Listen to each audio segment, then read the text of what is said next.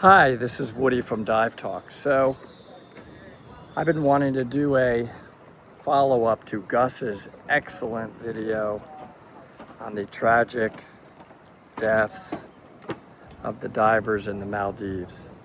Let me start off with some facts, but the reason this happened is the same reason that, frankly, most of these deaths happen. We'll get all the facts and the autopsies later, but I'm going to be going through the rules of cave diving, which quite frankly apply to all diving. But let's discuss a couple things. I wrote this down, so I don't want to mess this up. All 4 missing divers were recovered. They were recovered by a team of 3 Finnish cave recovery divers. And that's really important. It is really difficult to recover a body, and they are trained cave divers. If you're not a trained cave diver and have an expertise in recovering bodies, especially in a cave, you're gonna die.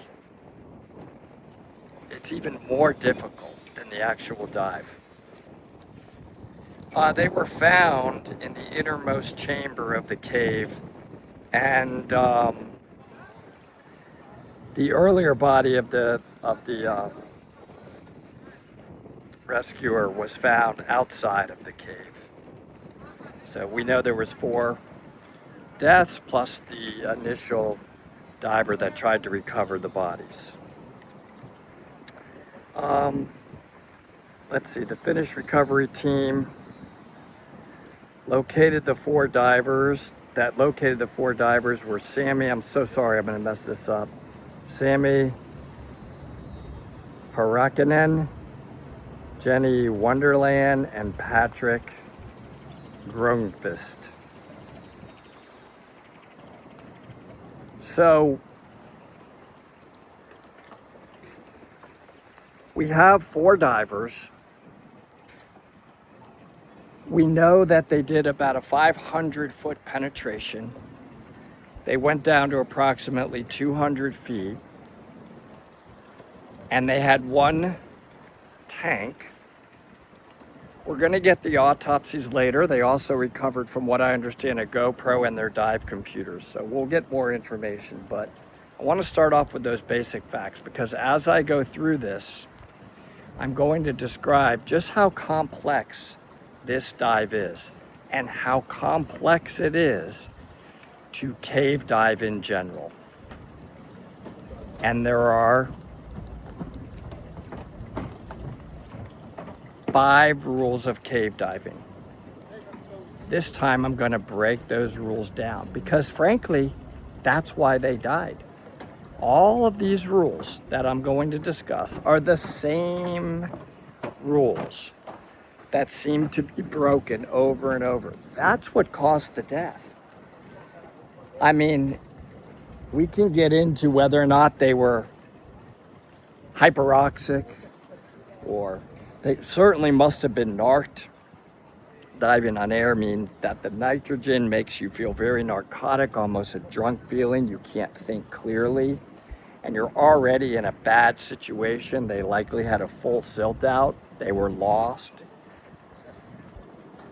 They ran out of air. Doug Ebersol sent me a calculation. I'm happy to share it in the comments. A detailed calculation on what it would have taken with a rather calm breathing rate, without even a panic breathing rate. It would have taken, I think his calculation was about 107 cubic feet of air just to do the dive, the basic dive with the decompression requirement. They had 80 cubic feet each. One of them decided not to do the dive. Be very interesting to hear why. And when I go through this, I'm going to ask any dive leader.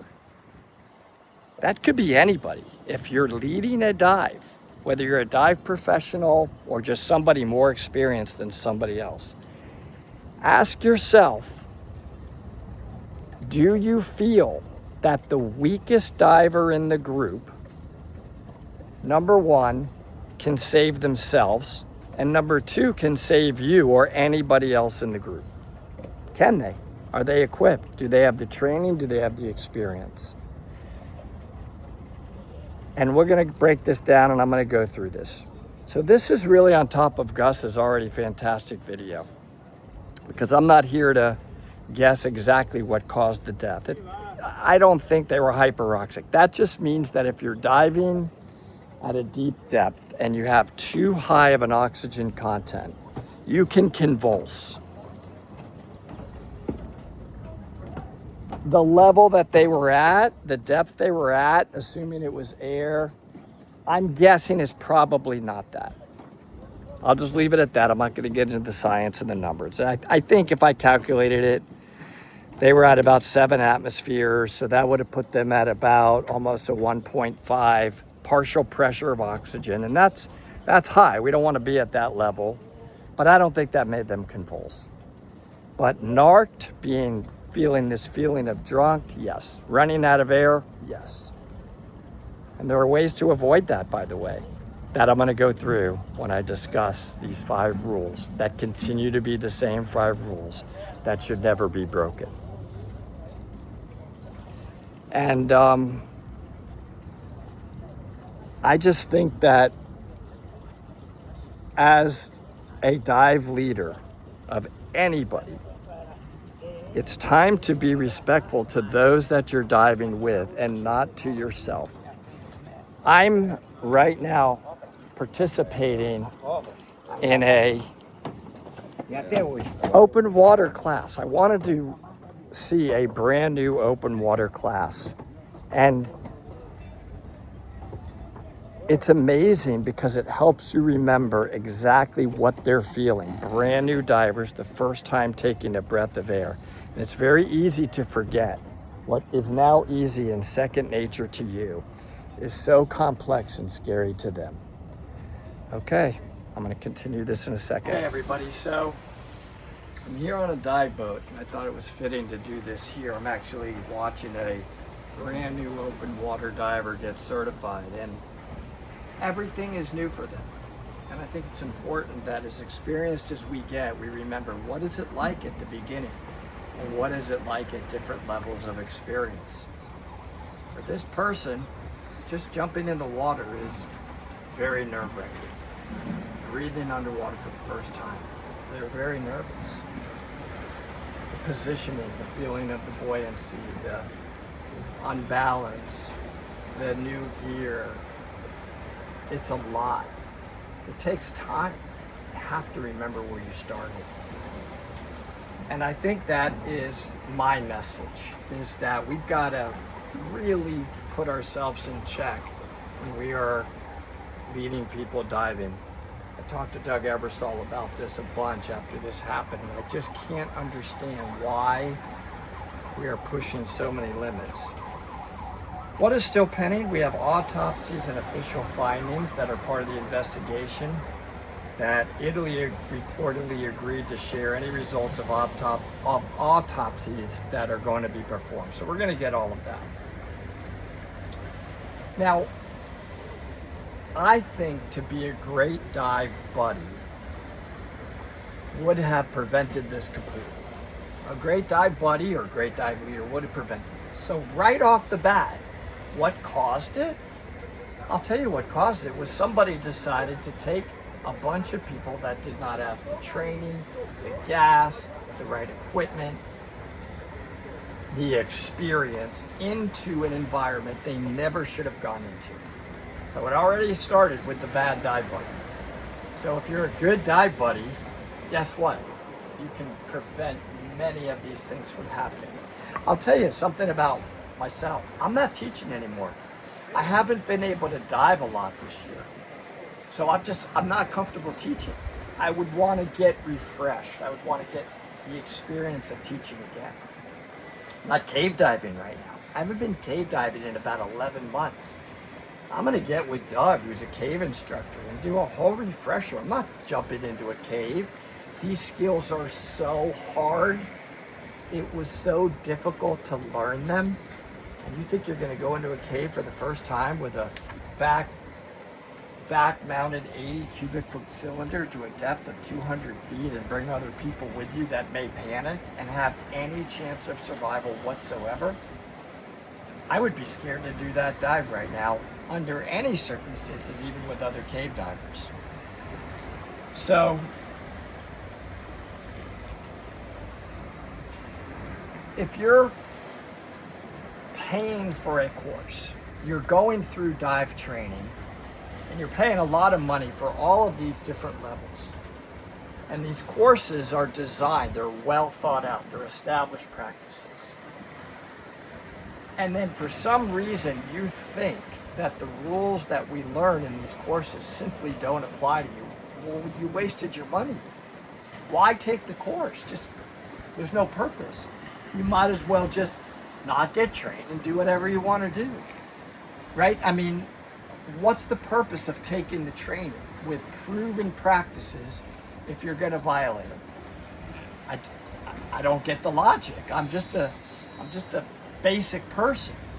I take a course. I learn these skills that are very hard to do. I have to practice these skills. It doesn't come naturally for me.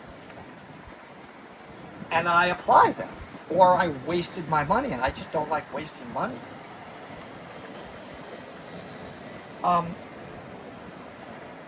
What happens, in my opinion, is we tend to forget who we're diving with, because you usually dive in with a circle of your peers, of other experienced divers.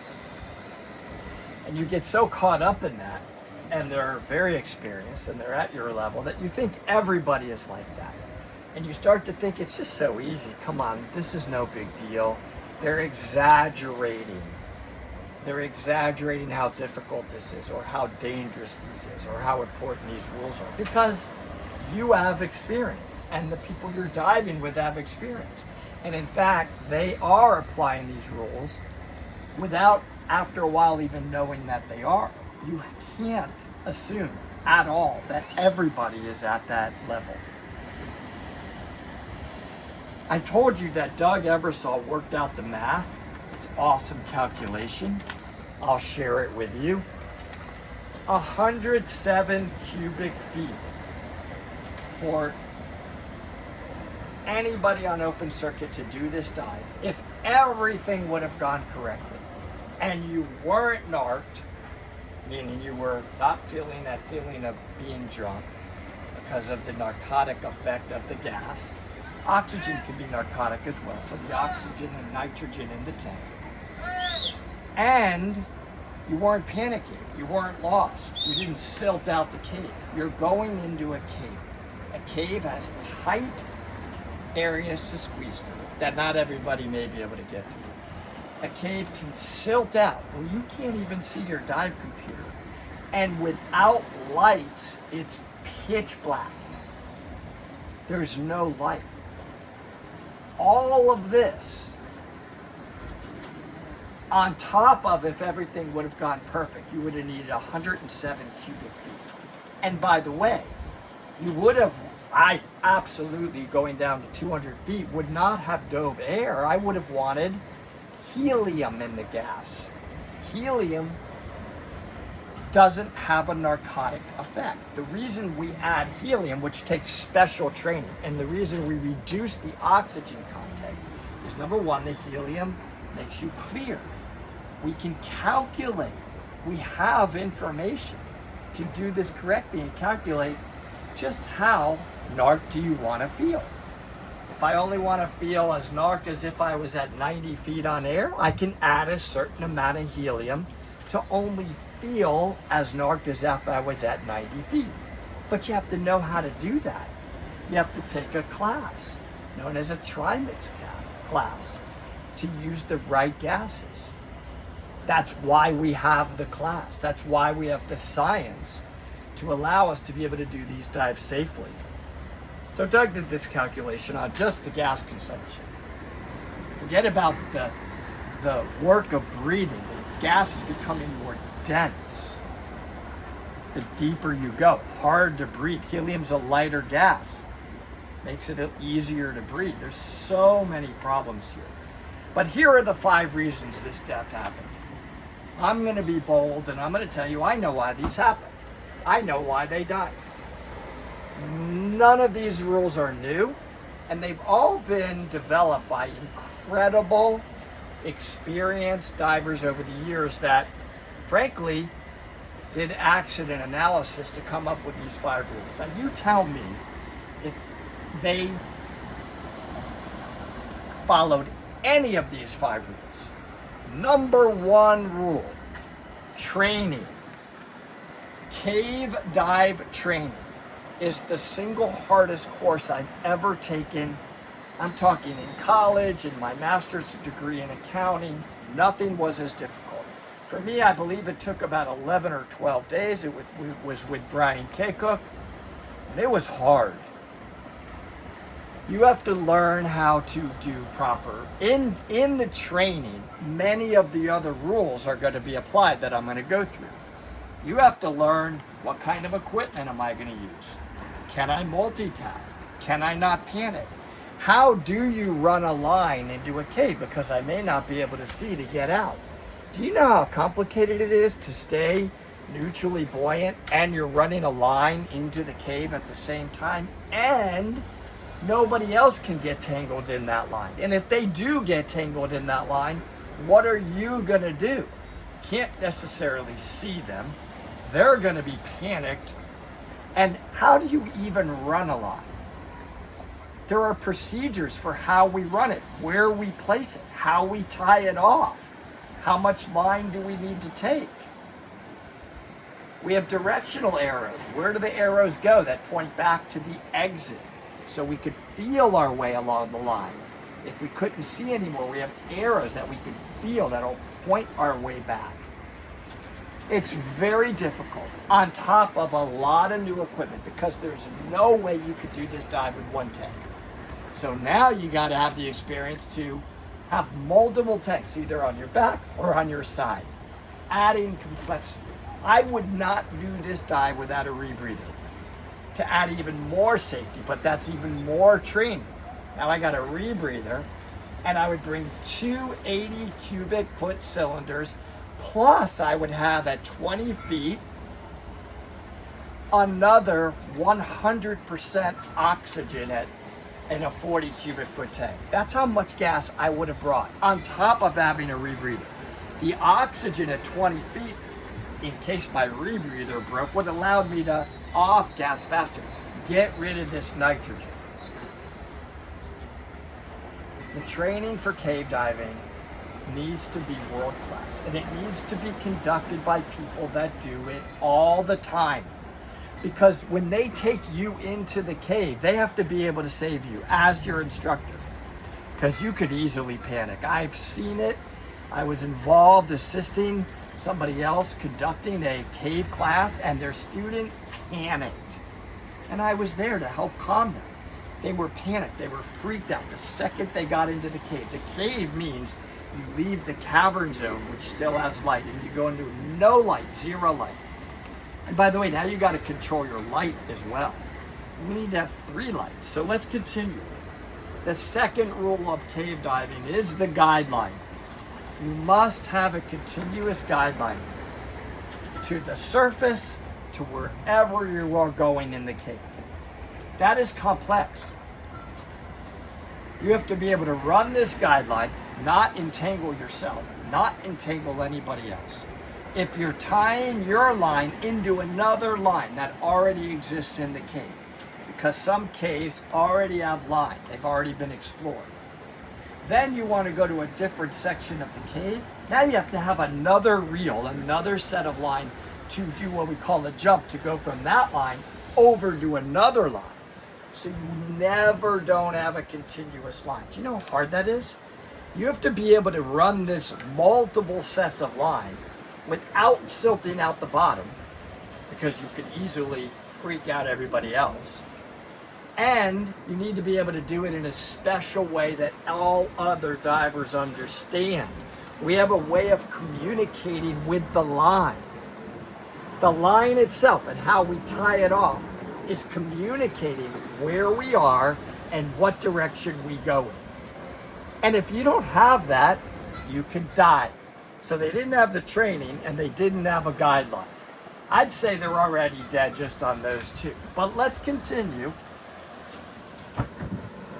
Air consumption. 200 feet is very deep.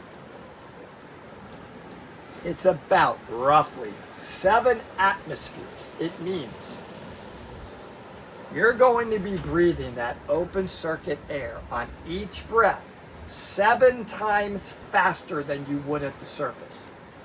Now, Doug's calculation calculated if everything went smooth and perfect, you went down, you went into the 500 foot of penetration, that's what he said it was about.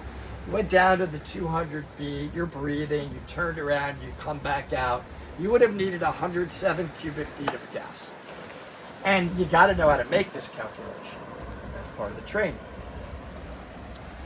Now, if you were to go down to that 200 feet and now you're feeling narked, so you're going to stall and go slow, and then you start to get panicked and everybody else starts to get panicked and you can't see each other, you're lost, you have no guideline, what do you think is going to happen to your breathing rate?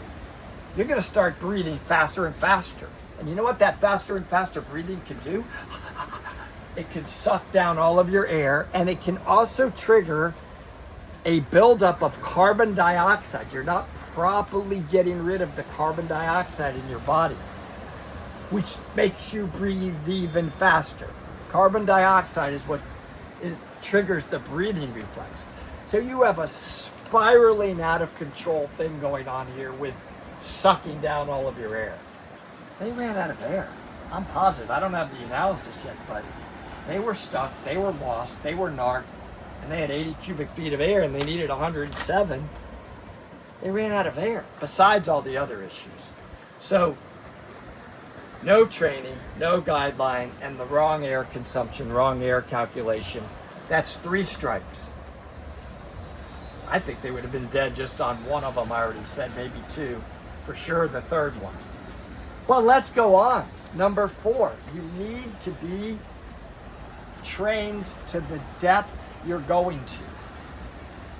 The training to 200 feet requires a mixed gas. You're now going to reduce the oxygen that we're breathing out in the open. We're breathing about 21%.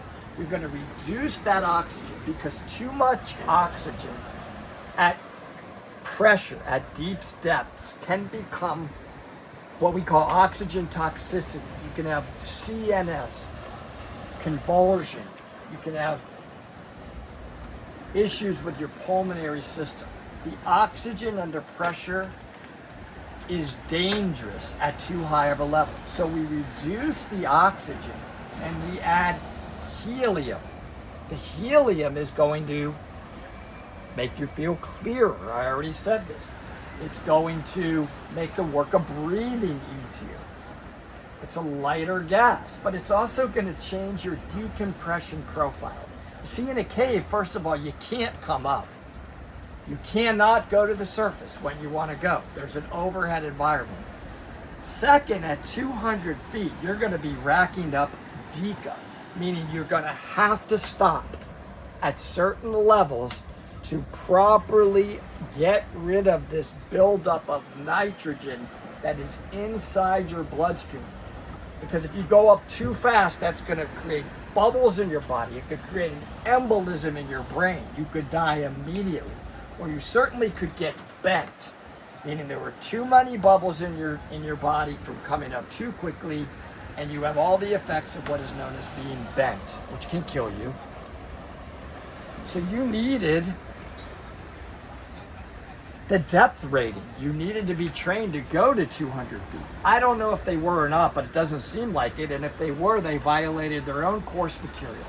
Because at about 200 feet, there is no way, no how you would have carried 21% oxygen, and you would have definitely had helium. So you would have been clearer, and you would not have potentially had this oxygen toxicity issue. I don't think they convulsed, known as hyperoxia. Gus discussed it. I agree with him. I don't think they did. But you know what? You never know. Somebody may have convulsed. Somebody may have been just narked out of their mind and stuck up against a wall, sucked down all their air, but they probably ran out of air. Okay, that's four. That's 1, 2, 3, 4 strikes of the 5 rules that have been in existence for a very long time. Number 5. We're in an environment where there is 0 light. So as cave divers, we take 3 lights each. Maybe they did. Maybe they didn't. I don't think their lights ran out or their 1 light ran out. That's probably not what happened. But in a silt out, and I think Gus and I have filmed a silt out before, you can't even see your dive light. I have been in a silt out where you cannot see your 1 light. But if you are way back in a cave where there is no light, you need 3 lights, each person. I don't think that one killed them. So they got lucky. 1 of the 5 rules probably didn't kill them. The other 4 killed them. Now, I personally add a 6th rule. I like to dive with a qualified dive buddy. That's me. I don't want to dive solo in a cave. I'm not saying that's a mandatory rule, but if I'm with a qualified dive buddy that I know they got my back, they understand my gear, they know what to do if my rebreather fails, they would know how to put me on the open circuit, they could drag me out of there. They're qualified. They understand line use. They're qualified. I feel way better. And I think my chances of survival are way higher. That could be argued. But a qualified dive buddy means they're going to look at me and I'm going to look at them and say, are we both capable of doing this dive? Let me understand your gear. Let me understand my gear. Have we practiced together? You know, I got to tell you, I need practice. Like, I want to go into the cave and I want to tow each other out and I want to have a lost line drill. We have a procedure. What if you set the line correctly, but you lost the line? You came off the line. There's a way we're trained even how to hold the line. It takes training. If you're silted out or you ran out of lights, we have training just for how you hold the line to get out, let alone set the line. Can we both do that where we're both on the line and I can't see them? We have like a touch and go procedure where they're ahead and then they stop and then I go, I bump into them, squeeze their fin to let them know I'm okay, and then they continue. You know how hard this is? You know how much practice it takes? So when I look back on all of these things and I keep hearing these stories, nothing's new. That's why I am titled this video, I Know Why the Maldives Divers Died in This Cave. I know why. They violated at least 4 of the 5 known rules of cave diving, on top of everything else that I discussed and everything else that Gus discussed. Now, the rescue diver, I'm going to end with that. This has happened, it happened in the Thai rescue. There is ego that are caught, because somebody is a military diver or a Navy SEAL or something of that nature, does not mean you can recover a body in a cave. I don't know how to do that. I'm not going to get on this video and tell you this is how you need to do that. The 3 divers that ultimately recovered the body know how to do that. Let's ask them how they did that. It is so difficult. I have spoken to Ed before and Mike Young, Ed Sorensen and Mike Young. Really difficult to do that. On top of everything else that's difficult about cave diving that I just discussed.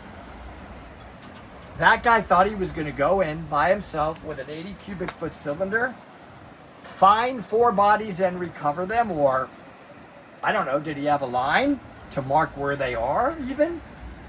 What was that so-called one diver thinking they were going to do? Like, What was their procedures? How are they going to identify where the bodies are? How are they going to do anything that they were doing? You cannot recover a body out of a cave unless you're qualified to do so. And it's unbelievably difficult. So stop trying. You don't know what you're doing.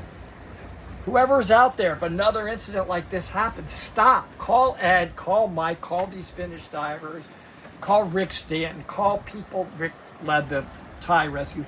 Call people that have the training and experience and know how to even do that part. You will die also. I want to be a great dive leader. I want to be somebody that wants to have fun with my dive buddy. Enjoy the dive. You know what my favorite dives are? After all of these years, all this training I've done, I just love to jump in and go about 40, 50, 60 feet, see a beautiful reef on a beautiful day, see beautiful fish, and go have lunch together. Because the whole purpose of diving, for me and frankly for 99.999% of people, is fun. Taking somebody into a cave without having any of these qualifications, that's not fun. Even if it's fun for you, it's miserable for them. Stop it, please. Let's just have fun. I'm so sorry this happened. Bye, everybody.